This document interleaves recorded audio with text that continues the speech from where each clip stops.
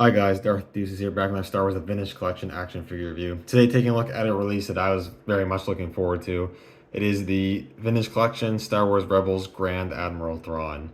I wanted a proper 3 3/4 Grand Admiral Thrawn for a very long time. Thrawn has gotten very few releases in this scale over the years. They did one in the 90s in the Power of the Force line. Then he got a proper modern figure. 2008, I believe, in a 2-pack with Talon card. I actually have the Talon card. I found him loose for like $5, but I never got the Thrawn, and that was kind of a grail figure for me for 3 3/4 for a very long time. It still is because I still don't have it. But I'm a little less concerned about getting it now because now we have this new Thrawn. Um, Thrawn also did get a Rebels figure in 3 1/4 and part of the 5QA line. I do actually have that figure. That one's kind of been my stand-in for Thrawn in my 3 1/4 collection for years now. So I'm glad to finally kind of upgrade them in that display. But first, taking a look at the figure on the card back, I actually really like this card back a lot. I really like the use of the Rebels logo, and I really like the image they used for this card back. I believe this is when he's on Ryloth. He's in the Syndulla residence, and they got pretty much a full shot of him here, looking really awesome using image from the show, which I think is great. It looks really, really good. Honestly, if I can track down another one of these at some point, I think I might just keep it mint on card because looks really good. I really like this one on the card back. I also want to mention that I think they've been doing it for a few waves now, but just the stiffness and the quality of the card back is definitely a lot better than it used to be for this line. But flip around the back, some other figures available in the line. I have reviewed Moff JJ and the Boba Fett there, and I have a review of Ahsoka, the one that came from the Mandalorian. I think it's the same figure from a while back now. I think pretty much plan to get almost all of these figures. I'm probably not going to get that Luke, but I have the Grand Inquisitor on pre-order, and the HK-87 droid and Elsbeth I will probably get when I find them in stores or something. But yeah, that's pretty much it for the figure on the card. So we're going to take them off and take a closer look at the figure. Now I got the figure out of the packaging, and this is really cool. I mean, if you're familiar with the character, I think you kind of know what to expect with the figure of this character. I would say it was, pretty inevitable with the recent release of the new Imperial Officer mold that we were going to get this guy, but this figure actually surprisingly has a lot of new tooling. I would say at least half of this figure, if not more, is actually all new tooling, so that's pretty cool. But taking a closer look at the head sculpt and the face printing, I think this looks pretty good. It does not look like Lars Mikkelsen because it is based on his Rebels appearance, and it's just a realistic interpretation of that animated appearance. The head sculpt is pretty much a scaled down version of the Black Series head sculpt, which I think is perfectly fine. I really like that head sculpt and face print, and I think this head sculpt looks really good. I'd even argue the face print looks even better on this one than it does on the Black Series, so that's really cool. The hair is cool. It's more of a bluish color. The Black Series actually went with just jet black, but it is especially compared to the image on the card back and how he appeared in the show. He did actually have more of a dark blue hair, so it's a bit more accurate on this figure, which is nice. The eyes are super cleanly printed. His lips and the eyebrows and everything all look really good. The torso is actually a whole new piece because they need to do a new sculpt for the Grand Admiral badge with the epaulets and the rank cylinders. So I think that looks really nice. The rank plaque, I think, looks pretty clean for the most part. These can be a little sloppy sometimes. I think it looks pretty good. Even the code cylinders, I think, are painted pretty sharply, and the epaulets look nice. The waist piece, the plastic part of the lower tunic here, is also a new sculpt to accommodate for his holster, which is cool. The silver paint is a little sloppy on the buckle, but it's not too bad.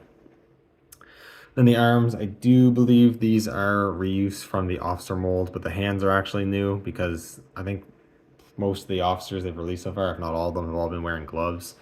So he's not wearing gloves, so they made new sculpts for those. I know they did the officer pack. It's possible in that officer pack, one of them maybe didn't have gloves on and they're reused from that. I don't know. I don't have that pack. I can't remember off the top of my head. So they might be reuse, but in general, they're newer anyways.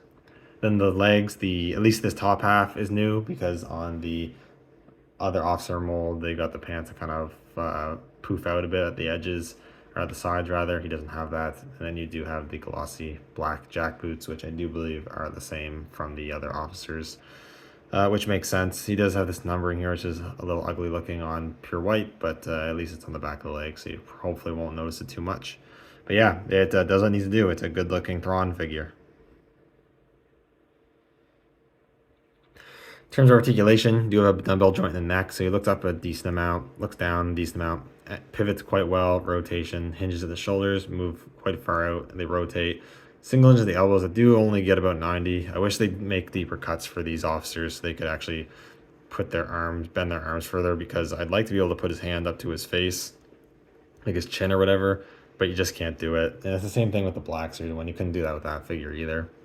Then he has swivels at the wrist, up and down hinge at the trigger hand, in and out at the normal grip hand. Torso joint, ball joint, goes back a bit, crunches forward a little bit, pivots a little bit, and rotates. Hip joints, they kick out. There's cuts on each side of the tunics. They will move out of the way. Can do the splits, swivel cut at the thigh, and then single hinges at the knees that go 90. And then hinges at the ankles that go up a lot, go down a lot, and ankle rocker for pivot. So Thrawn has good articulation. Pretty much all I'd want him to have, like I said, excuse me. I wish he had deeper hinges in the elbows, but that's pretty much my only complaint there. Otherwise, I think he's well articulated. I don't usually have any intention of getting my officers in crazy dynamic posing, so it all works pretty good. In terms of accessories, he does just come with one accessory. It is just his pistol here. This might be a new sculpt for him. Again, it might have also popped up in that officer's pack. I don't know. I can't remember. But it might be a new sculpt. And it's just cast in gray, but it's sculpted nicely. And you can have him hold it in his trigger hand. And he holds that very well. Looks good. And you can also holster that in the holster. It goes in nice and securely. No problems there. So yeah, I do wish maybe he would have came with some more stuff. It would have been really cool if he came with Hera's Kalikori, or even something like the Jedi Temple mask that he has in his office, or one of his other art pieces. I think that would have been really cool. I get maybe why they didn't give him the Kalikori, because I think it's an accessory with that Hera figure that comes in the HasLab, and they probably might want to give that some exclusiveness, so they probably didn't want to give the Kalikori accessory to a mainline figure, so fair enough, I guess. But something else to represent his fascination with art, I think would have been pretty cool. But not a big deal, I guess, at the end of the day.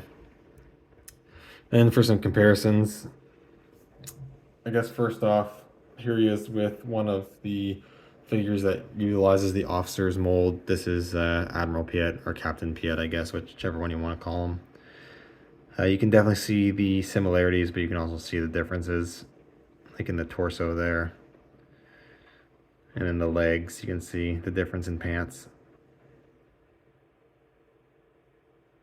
But I think these guys do look pretty good together. I do maybe wish Thrawn was ever so slightly a little taller. I won't lie. He's, I think, depicted in the animated show as being a little taller than the average character. And I think even Lars Mikkelson's a pretty tall guy. So it would have been kind of nice if with those new upper legs, they would have put a little bit of height. Not too much, just a little bit of extra height on him, but it's not a big deal. Then here he is with the Star Wars Rebels animated series figure. I have to put him on a stand because he does not stand. But you can see the difference from animation to more realistic.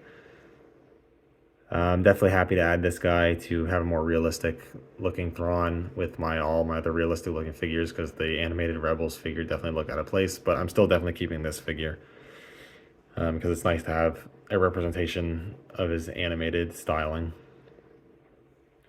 And definitely one of the better 5POA figures. I was never a huge fan of the 5POA, but yeah, Thrawn was a cool one. And then lastly, here he is with his Black Series counterpart. This is the archive figure from, I don't know, last year or something like that. I can't remember. I also have the original release too, but this is the archive release with the face printing.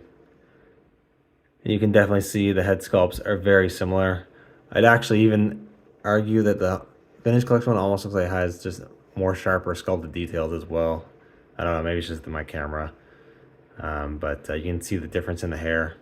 He's got the black, where he's got the more cartoon accurate dark blue. I like both looks either way. It doesn't bother me. The Black Series light skin tone is actually a little bit of a lighter blue than this one, which I think this one looks a little more accurate. But then the rest of the outfit, you know, looks pretty much the same.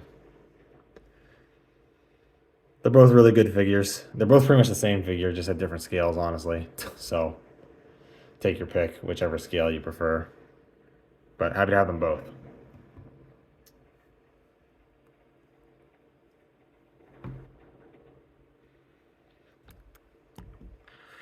So overall, I think this is a really cool figure. I would say it's the best 3¼ inch Grand Admiral Thrawn figure currently out there. I think the older ones, especially the comic pack one, I know was a popular figure. I think that figure is still good, and I think that figure still has value because it's a different look. It's his Legends look as opposed to his canon look now. So I think that figure still has a place and it's still cool, and I'd still like to get it at some point. But yeah, I mean, otherwise though, I think that this guy's better, just better sculpting, better face printing, better articulation, and it's his current canon look, so it's probably the look most collectors, especially if they're more newer to collecting, are going to care about anyways. So I'd say if you were a fan of the character, I would definitely recommend picking this guy up. He's very cool. And if you're a fan of the character, he's definitely a must-have. So anyways, thank you guys so much for watching. Let me know what you think in the comments below, and I'll see you all in the next video. May the Force be with you.